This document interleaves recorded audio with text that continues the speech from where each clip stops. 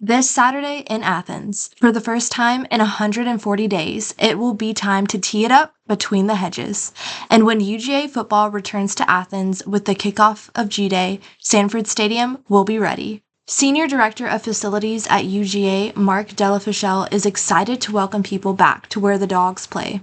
Is here and everyone's excited, and we just want to give them the best facility that we can provide. Delafichelle estimates that the crowd will be near capacity at this year's game. For many football fans, G-Day is a welcome return to Sanford Stadium, but for many others, G-Day is a first taste of football between the hedges.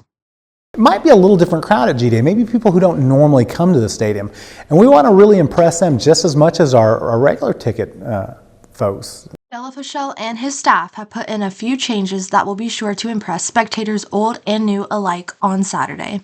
You know, you'll just see there's some signage up from our national championship, of course.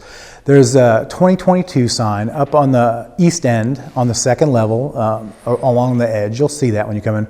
There's also a new Dooley Field sign, more pop to it, and really to honor Vince Dooley, you know, with his passing. Besides making the stadium pop, the field itself has to be ready for its first game since last November. Director of Field and Athletic Grounds at UGA, Matt Holland, has been hard at work to keep the field clean, safe, and fresh.